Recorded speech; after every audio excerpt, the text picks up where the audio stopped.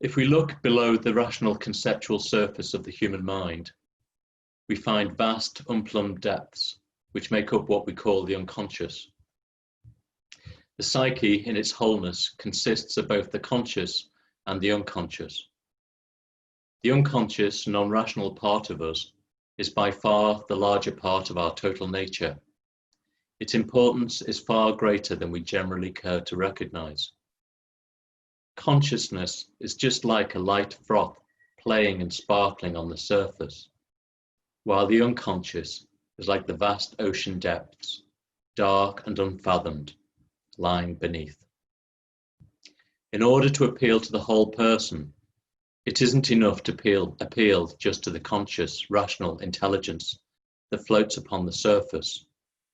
We have to appeal to something more, and this means that we have to speak the language of images, of concrete form. If we want to reach this non-rational part of the human psyche, we have to use the language of poetry, of myth, of legend. So this talk's an appeal to what Banti calls the non-rational part of the psyche. For the next 45 minutes or so, I just invite you to suspend your logical analysis, your scientific worldview, your critical faculty. Instead, I invite you to sit back, relax, and allow your imaginal faculty to be in the driving seat. The English poet and visionary William Blake esteemed the imagination above all other faculties. For him, it was the gateway to heaven.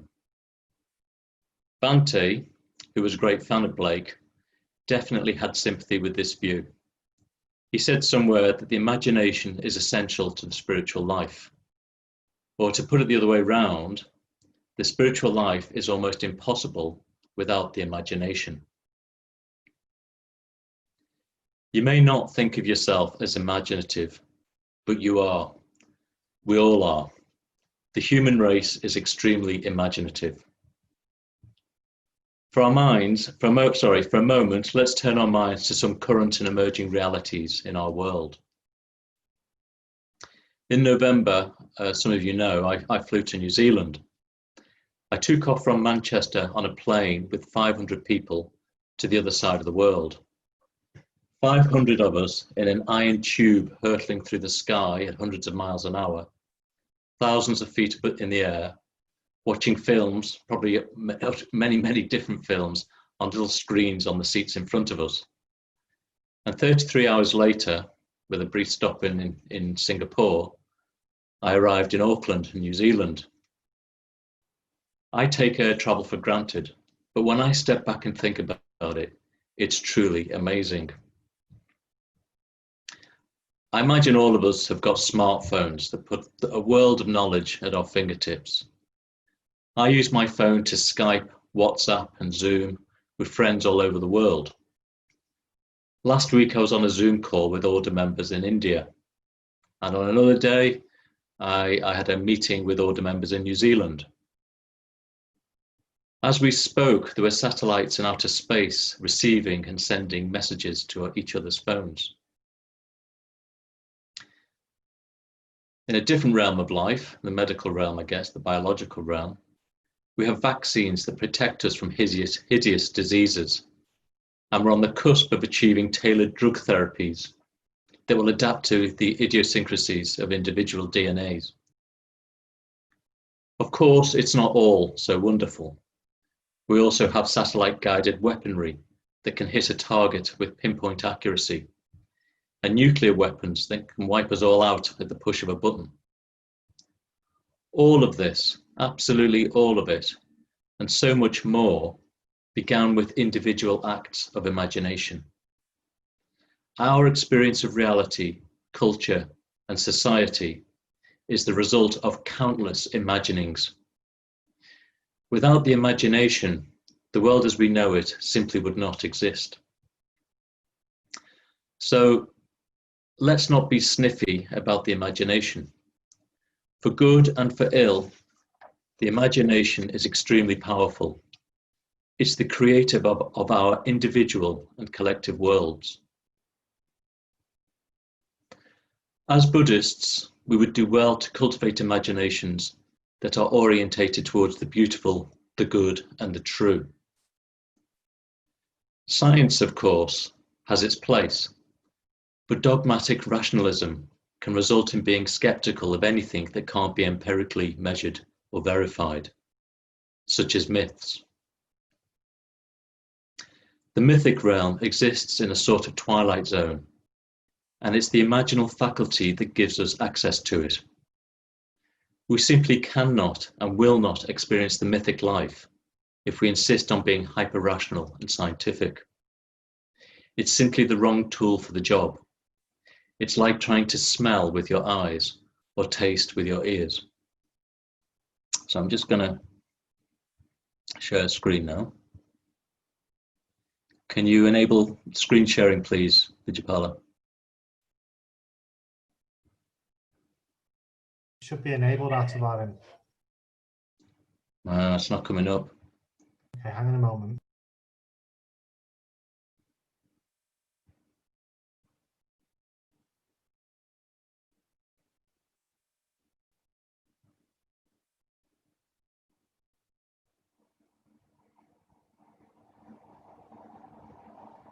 There we go. Thank you.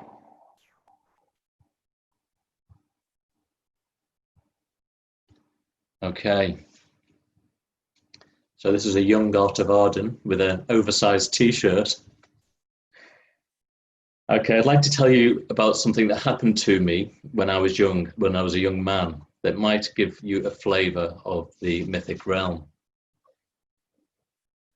Over 30 years ago, I was traveling around Europe, visiting some of the major art galleries. I'd been to the Louvre in Paris by this point, actually, of this photograph. I'd already been to the Louvre in Paris, the Prado in Madrid, and the Uffizi in Florence. And here I'd made my way to Venice to take in the beauty of that city. So I think I must be about 20 or 21 in this photograph. And I was on my own in Venice. One evening, I was sat alone in a busy restaurant near St. Mark's Square when a waiter asked me if I'd be willing to share a table. Given that I was on my own, I was happy at the prospect of company, so I agreed. And a minute or two later, I was joined by a young American chap, he was about my age, who introduced himself as Mark. Other than his name, and I got his surname as well, the only facts I remember about him are that he was studying at Oxford and that he was the college president of the Republican Party. I don't know why there was a Republican Party in Oxford, but there you go. Despite my arty-farty pretensions, I was a working class lad from Liverpool, and although my politics weren't especially radical, they were certainly left of centre. On the face of it, I didn't think we'd get along, but I was wrong. Soon we were chatting away like we'd been friends for years. We ate and talked until the restaurant closed. Then we went on to a bar where we drank and talked some more, until eventually that place closed too. By now it was the early hours of the morning, and it seemed that the whole of Venice had gone to bed. Mark and I, no doubt fueled by alcohol, still had more to discuss, so we went off in search of somewhere, anywhere, that was still open. Let's move this on.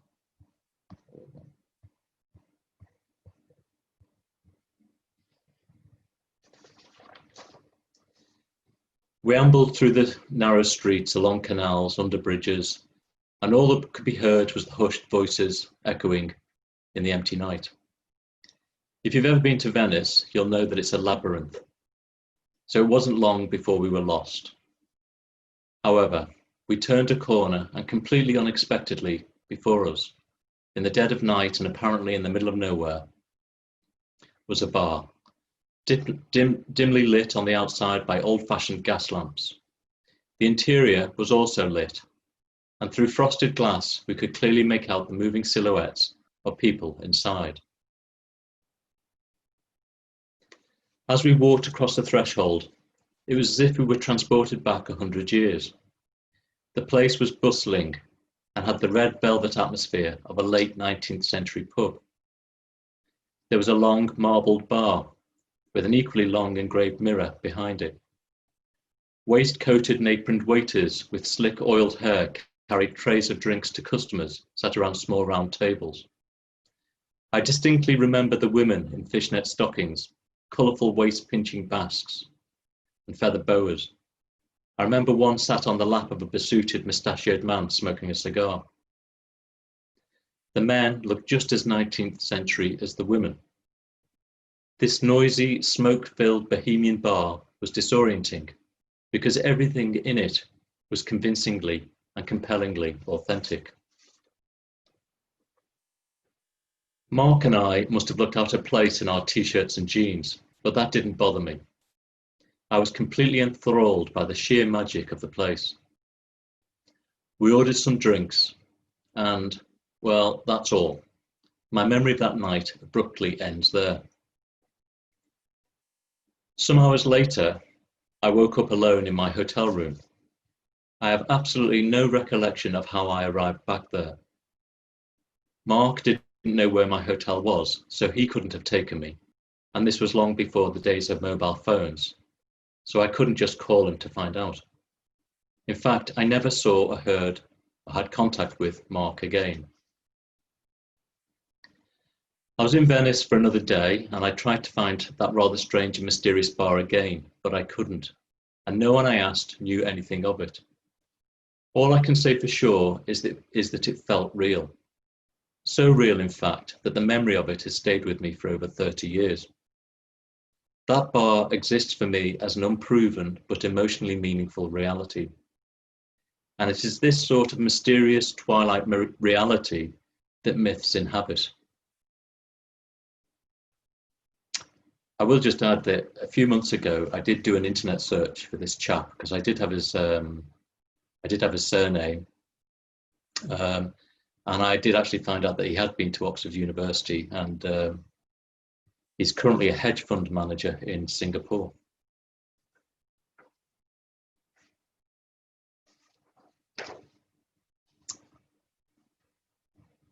So the sort of myths I want us to explore today are the stories or narratives in our lives that point towards something higher in the universe, that somehow resonates as deeply meaningful and true.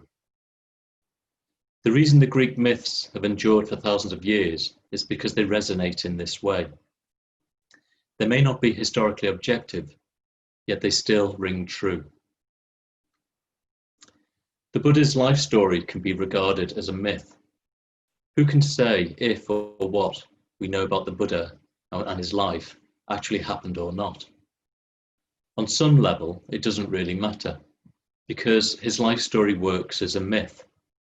It's the myth of the hero's journey, where a prince leaves behind his earthly inheritance and goes on a quest. In this instance, the quest is to overcome human suffering. The Buddha heroically confronts ordeals and setbacks and matures through the experience. Eventually, he overcomes all obstacles in his way, subdues his enemy, in this case Mara, and emerges victorious. Like most powerful myths, the Buddha's life story is archetypal and symbolic. It's to be understood on its own level. As soon as we try to analyze and deconstruct a myth to understand it more deeply, its meaning begins to fade. A bit like deconstructing and analysing a joke. We appreciate jokes because they're funny. However, as soon as we try to understand why a joke is funny, it loses its humour.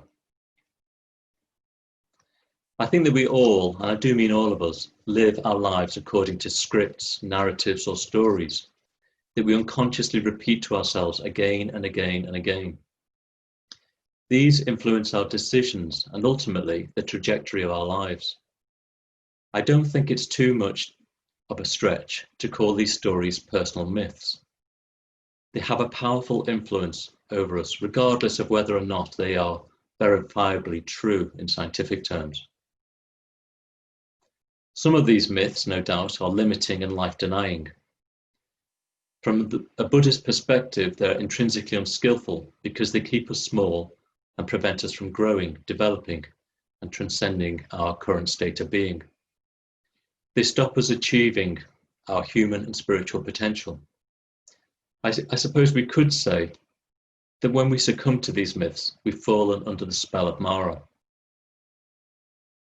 But there are also positive, expansive, and life-affirming myths. It's these myths that I want to invite you to explore this morning. These are the myths that encourage us to be open to our potential. They encourage us to continually grow in a direction that's expansive, intrinsically skillful, and life-affirming. The Buddha said that just as the ocean has one taste, the taste of salt, so the Dharma has one taste, the taste of freedom. And these myths have that taste of freedom too. When we're under the spell of these positive myths, it can feel deeply personal, as if it's my myth. But that's probably not the case. I suspect that we're simply tapping into and resonating with something universal, something intrinsically imbued with meaning that belongs to no one and at the same time belongs to everyone. I guess we could call this the Dharmakaya, or at least a reflection or an echo of the Dharmakaya. If we turn towards the positive myth with an open and vulnerable curiosity, we have the potential to breathe life into it, to embody it, and ultimately to integrate it. And in doing so, we open ourselves to the possibility of being more than we already are, of transcending our current limited experience of ourselves in a way that brings us closer to the true nature of reality, which is the same as our own true nature, unbounded, unconditioned, and ultimately free. I suspect that we only really pay attention to the lure of a myth when, for whatever reason, we're ready or ripe to do so. In my experience, such myths have rarely revealed themselves in their fullness all at once. More often than not, the process starts with an inkling of something vague and unformed that wants to be known. Perhaps I'm intrigued by a film or a piece of music, or I begin to notice strange coincidences, or I have dreams that leave a lasting impression. Such inklings can mark the beginning of a precarious and sometimes fraught journey from the outer edges of the unconscious into the individual personal consciousness. And whilst this process can be encouraged, I don't think it can be forced. I remember once being on a focusing retreat. Over several focusing sessions, I had a sense of something frightening and shy, frightening and shy in my chest. But every time I tried to bring focus to it, it vanished. It was as if it didn't want to be seen. It was hiding from me. It was only several nights later, in a vivid and traumatic dream, that it unexpectedly revealed itself, as if it, rather than I, had chosen the time of its revelation.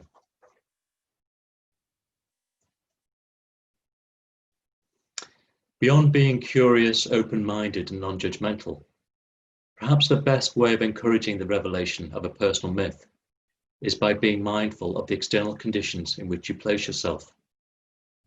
As we know, everything in phenomenal existence arises in dependence upon conditions. I know that when I'm immersed in the practicalities of mundane existence, being busy, efficient, pragmatic, and just getting things done, I'm more inclined to be dismissive of myth. Under such conditions, the notion of myth having any value can feel quite ridiculous. It just feels too far removed from my experience at that time. It's alien, and I'm unable or unwilling to engage with it. But I also know that when this happens, my life feels poorer for the absence or loss of something deeper and more meaningful. It's as if I'm going through the motions of life, but I've somehow lost touch with the meaning of it. However, when my life is more spacious, when the pace is slower, and I'm more being than doing, in a more being than doing mode, for example, when I'm on a solitary retreat, or when I lived, for example, the 16 months up in the mountains of Kukiloka, cut off from the internet and all other usual distractions, As I slow down and relax, I naturally begin to notice small but seemingly significant things that would otherwise have passed me by. The world becomes a richer place, more synchronicitous, more imbued with meaning. Under these conditions, I'm much more likely to be open to the mythic dimension. The Austrian psychiatrist Viktor Frankl, I think drawing on Nietzsche, asserted that when we have a why in our life, we can tolerate almost any what. And what he meant by this was that when we have meaning in our life, it can be a force that gives us a purpose and drives us on through thick and thin. A compelling myth provides such a meaning. I'd like to tell you about a myth that's been with me for decades, but it took quite a long time for me to see it and appreciate it for what it was. Over the course of decades, it's a myth that's demanded quite a lot of my attention. I believe it's a myth that's wanted to be lived through me, and to some extent, I believe it still wants to be lived. Well, I think it still wants to be lived through me.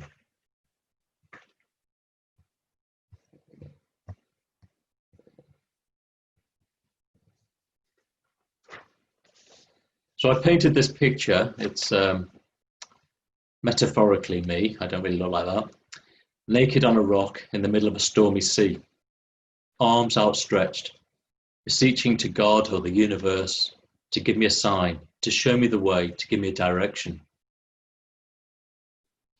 Around about the same time of painting this picture, perhaps it was a few months later, on a Saturday evening, I felt a strong urge to paint. Throughout the night and the early hours of the next morning, whilst everyone else was asleep, I created this picture, which seemed to pour out of my imagination. A Christian monk stands in the ruins of a monastery next to a stone pillar, around which is coiled a dragon-like serpent. At the bottom of the painting, I didn't understand the meaning of this image at the time. So this is at the bottom of the painting, as you'll see there.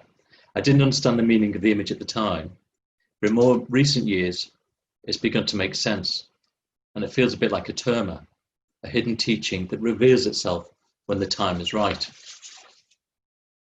These days, I've come to think of the serpent as a naga, a protector of the Dharma, rising up from the depths of my unconscious. I'm the monk, and the ruined monastery is, or more accurately was, my spiritual context. The painting seems to be pointing towards the precarious, impermanent, and precious nature of the supportive conditions for spiritual practice, and the need, when those conditions are no longer present, to go it alone.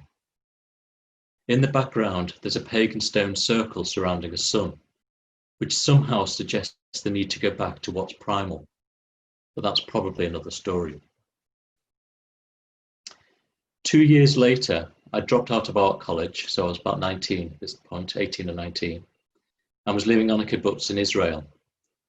I was invited to paint 2 murals in a bunker that doubled as a bar.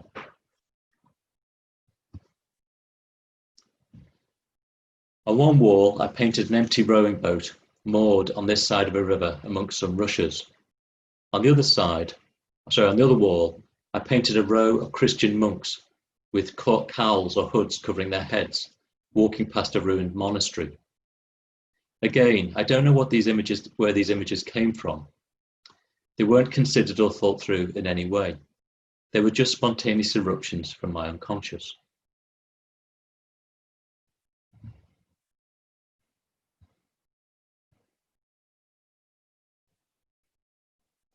Slowly but surely, the motif or myth of the monk began to gather momentum in my conscious life.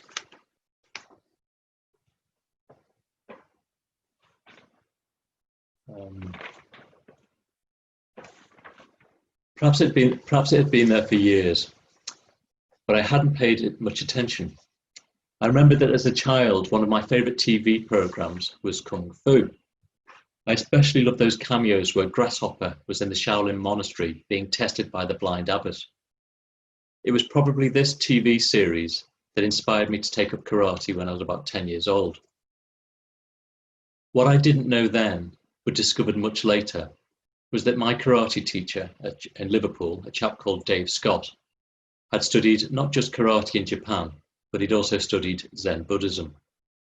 It was through practicing karate with Dave and his senior students that, in a roundabout way, I first encountered the spirit and the ethos of the Dharma. I actually Googled Dave Scott last night, and I found a little YouTube video of him. And I was also a little bit surprised, and this is just a coincidence or a synchronicity, that he'd been to Loughborough University and then done a postgrad at Manchester University. And it just so happens that I'd gone to Loughborough University and done a postgrad at university. I started engaging seriously with the Dharma in my late 20s. A few years earlier, I was on a men's Mitra weekend retreat. I woke up on a Sunday morning having had a vivid dream, that subsequently changed the course of my life. I dreamt that I was in a local Sainsbury's shop where I did my weekly food shopping. However, on this particular day, something was different, very different. I was aware that there'd been a nuclear explosion and an enormous tsunami was raging across the land. It was destroying everything in its path. It was rapidly heading towards me and everyone I loved. The next moment, I was treading water just a few feet from the ceiling. The water was rising and there was no escape. In a few minutes, I knew that I would drown. My death was imminent and certain, but the gut-wrenching emotion I experienced wasn't fear. It was regret. In my bones, I knew I'd not been true to myself or my ideals.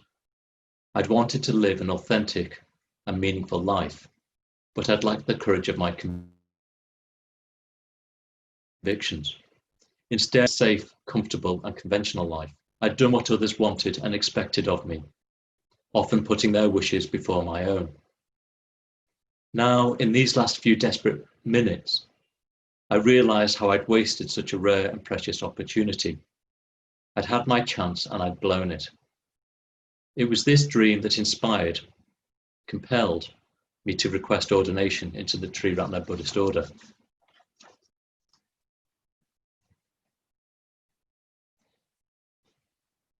Four or 5 years after this dream, I went to live in a Buddhist community with some friends.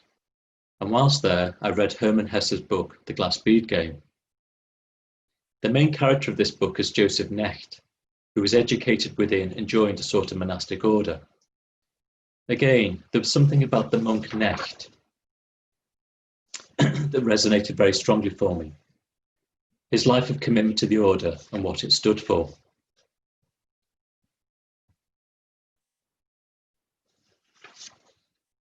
Then at some point I came across a photo of this character. It's a statue of a Lohan, a Chinese depiction of one of the Buddha's disciples. And I know that the statue exists in a museum. I think it's in Wyoming in the United States. And there's another one very similar. I think it's there was a series of 4 of these which were found in China, which is in the British Museum. So he was a strong, masculine, clear-focused and disciplined figure living the spiritual life. I was intensely drawn to this figure. I knew that I wanted to be like him, and in some way he personifies the meaning of my life.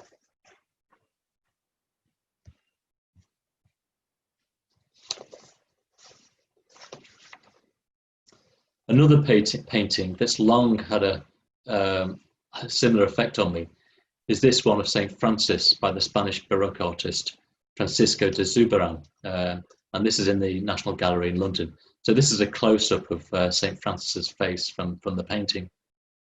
What strikes me in this painting is the monk's complete and utter devotion, his uncompromising faith for which he forsakes all earthly desires. And I'd say this, perhaps more than almost any painting, this really speaks to a deep sense of yearning within myself. So it was as if I kept getting these clues or signs pointing towards a more monastic lifestyle. As many of you know, as you know, I was ordained in 2004. I suppose the 4-month ordination course is the closest I was ever going to get to being a monk in our order. I loved it. I was very happy.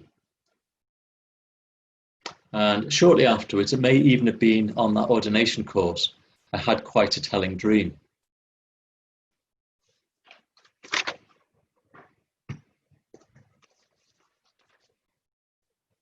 So you may remember that it was a dream that stimulated me to ask, as I just said a few minutes ago, that stimulated me to ask for ordination. A dream in which I was about to die and felt enormous regret having not lived a meaningful life, not having lived the life I really wanted to live. But in this dream, I was a marooned robed monk in the cavernous shrine room of a Tibetan monastery high in the Himalayas. Ahead of me, lit by flickering butter lamps, was a golden statue of a smiling Buddha who seemed to gaze down at me and the other monks. Behind us were 2 gigantic wooden doors that were bolted shut to protect us from the cold, dark night and howling wind outside. This remote and peaceful sanctuary felt familiar. It felt like home. Suddenly, the peace was disturbed by a loud, repetitive thumping, a banging on the door. Instinctively, I knew that Chinese communist soldiers were battering down the doors. Seconds later, the doors gave way, and armed men flooded in, shooting at the monks as they wailed and fled in all directions. But I knew that there was no escape. We were trapped and we were surrounded. So I just stood still and watched. Several feet away, a soldier raised his rifle and aimed it at my head. As his index finger squeezed the trigger, I calmly prepared to die. I knew in the dream that I'd live a full and meaningful life, and I had no regrets. About 9 years ago, I went back to live at Guhyaloka to fulfill some of my yearnings to live a more monastic life. Whilst there, I wanted to paint a response to that original painting, the one where I'm on the rocks beseeching God. My idea was to paint a man on a beach facing the setting sun with his arms outstretched. So it was, you might be able to see my cursor, it was this figure here that I originally painted. But unfortunately, and some of you will know from the story, when I've told this story before, when I painted this figure, his arms were too long, and he looked a bit like an orangutan when I stood back and looked at it. So I didn't have an eraser. I'd drawn the picture before I painted it, and I couldn't erase it. So instead of erasing the picture, I included these other figures around it and then painted it in silhouette. And in some ways, what this picture revealed to me, it was like the perfect. It was unintentional. It was a mistake, but it was a sort of perfect response to that initial picture, which I painted, where I was alone on the rocks, looking up to God or the universe, really looking for some way to live a meaningful life. And as a response, what this picture means is, well, what it represents really is Sangha. So this sun for me represents Amitabha and the red sky. And the Amitabha sadhana it takes place in this sort of setting. And what this represents is Sangha. But the fact that they're all silhouetted in a way, and they're all facing Amitabha, the sun, in a way it's about selflessness and about Sangha, about connectivity and achieving a state of non-self or selflessness through connection with the Sangha, through connection with others, and through connection with my spiritual ideals. And in some ways, this painting, whilst I've talked about the monk in this talk, this painting was the beginning of another myth, in a way, the myth of Sangha. But that's a whole other story. And in a way, that is the myth that has dominated, not completely, it's the myth that's dominated the next 6 or 7 years of my life. But I haven't got time to go into that now. I hope that by recounting these episodes, in the imaginal life of paintings, dreams, and novels, you can see how the myth of the monk has been revealed and played out, and is continuing to be played out in what we might call my everyday life.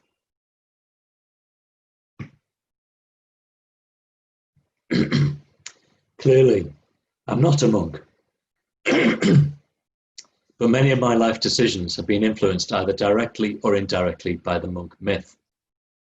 Getting ordained, going to live at Gukyaloka, becoming chair of the MBC, and to some extent it's influenced my decision to become the president of a retreat centre in New Zealand. Part of me knows that there is still more to be lived out, more commitment to give to this myth. I've got further to go with it. In the last few years, I've witnessed a few anagarika ceremonies where order members take on further vows that are more similar to what we might call the traditional vows of monks and nuns. And whilst I don't feel yet ready or willing or able to take that commitment, I'm aware that something in me is looking in that direction. So I'm just going to conclude the talk with a poem, which I think in some ways wraps up what I've been trying to say quite neatly. You'll come at a turning of the trail to a wall of flame. After the hard climb and the exhausted dreaming, you will come to a place where he, with whom you have walked this far, will stop, will stand beside you in the treacherous steep path and stir as you shiver at the moving wall, the flame that blocks your vision of what comes after. And that one, who you thought would accompany you always, who held your face tenderly a little while in his hands, who pressed the palms of his hands into drenched grass and washed from your cheeks the soot, the tear tracks. He is telling you now that all that stands between you and everything you have known since the beginning is this wall. Between yourself and the beloved, between yourself and your joy, the riverbank swaying with wild flowers, the shaft of sunlight on the rock, the song. Will you pass through it now? Will you let it consume whatever solidness this is you call your life, and send you out a tremor of heat, a radiance, a changed, flickering thing?